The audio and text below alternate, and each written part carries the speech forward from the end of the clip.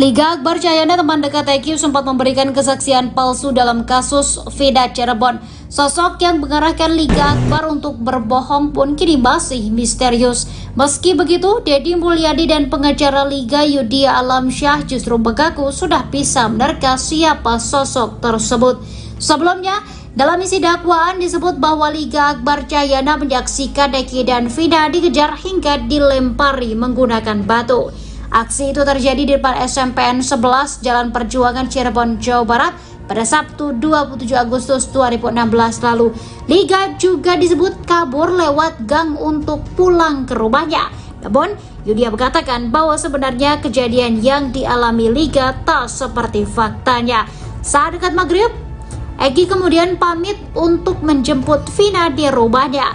Menjelang Isya, barulah Eki kembali ke tongkrongan bersama Vina. Selama 30 menit, Eki dan Vina nongkrong bersama Liga Akbar Cahyana di warung depan SMA 4 Cirebon. Saat nongkrong, Eki sempat menunjukkan foto Rivaldi alias Ucil. Bahkan Ucil menantang Eki untuk berkelahi. Yudhya juga memastikan bahwa Liga sama sekali tak mengantar Eki dan Vina hingga mengalami pelemparan dan pengejaran.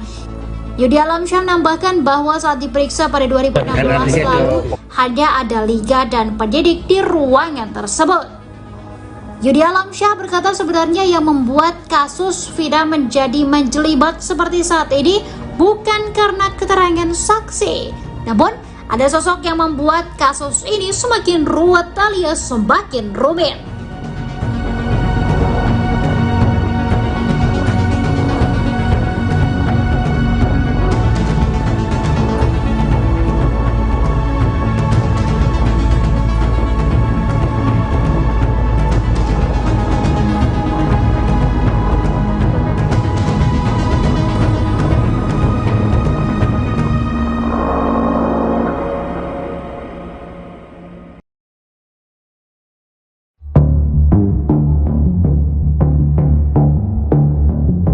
Liga Akbar Cahyana muncul mencabut pernyataannya saat BAP tahun 2016 silam terkait tewasnya Eki dan Vina pada Sabtu 27 Agustus 2016 silam di Cirebon.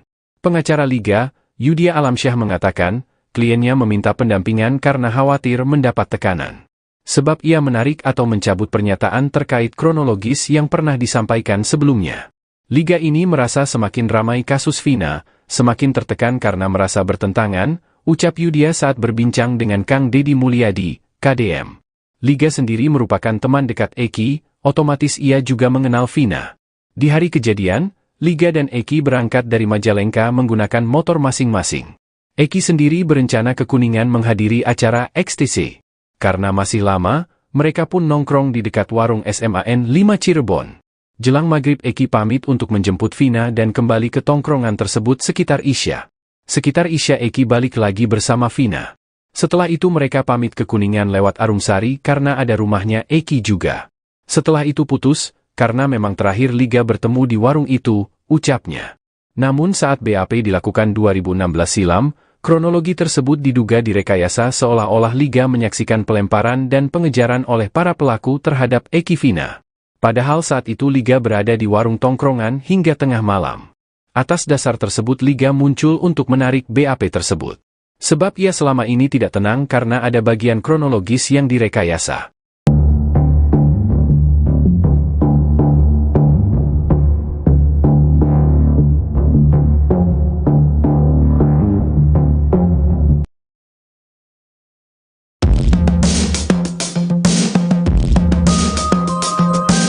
Suroto, 50, kembali memberikan pengakuan mengejutkan terkait kasus Vina Cirebon. Dia mengaku mendengar interogasi yang dilakukan polisi terhadap pelaku terkait kasus pembunuhan Vina dan Eki tahun 2016 silam. Diketahui, dia ini adalah petugas kemananan atau mandor di Desa Kecomberan, Kecamatan Talun, Kabupaten Cirebon. Dia mengaku sebagai orang yang pertama yang menemukan dan menolong Vina dan Eki di jalan sekitar Jembatan Talun, Cirebon, Jawa Barat pada Sabtu 27 Agustus 2016. Suroto mengaku bahwa dalam interogasi itu mendengar pengakuan pelaku terkait bagaimana mereka membunuh Vina dan Eki. Pelaku kasus Vina Cirebon, menurut Suroto, mengaku memukul menggunakan balok. Suroto bercerita, 2 hari setelah menolong Vina dan Eki ia kembali dipanggil polisi. Saat itu petugas dari Polresta Cirebon mendatangi Polsek Talun. Seperti isi dakwaan pengadilan bahwa 11 pelaku menyiksa Eki dan Vina di halaman belakang showroom dekat SMP 11 Cirebon, Jalan Perjuangan.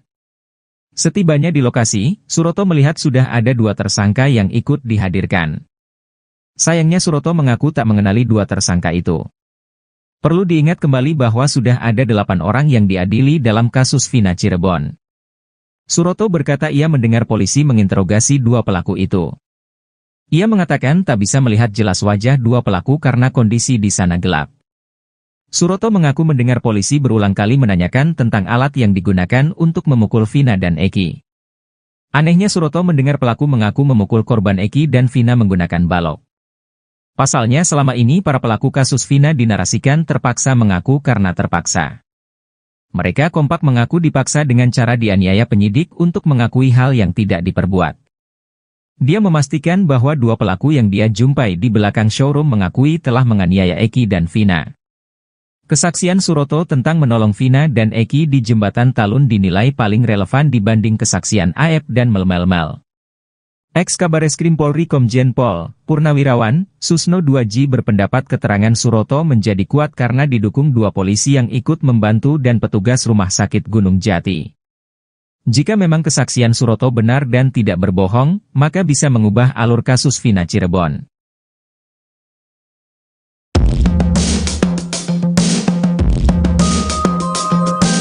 Tujuh terpidana kasus Vina Cirebon menumpahkan amarahnya kepada Ahmad Budi, mantan napi Lapas Kesambi Cirebon, Jawa Barat. Ahmad Budi Permadi mengatakan, 7 terpidana kasus Vina Cirebon itu mencurahkan pengalaman buruk atas perlakuan kasar yang mereka.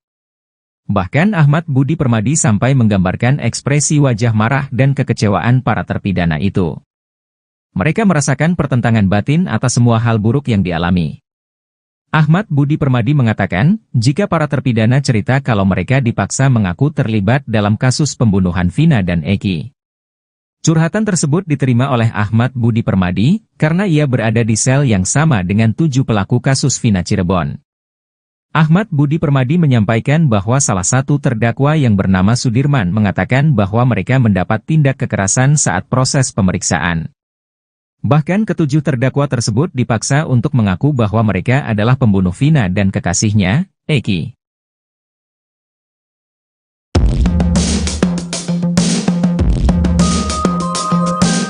Mantan Kabareskrim Polri Komjen Pol Purnawirawan Susno 2J meyakini kesaksian Suroto soal kasus Vina Cirebon adalah fakta.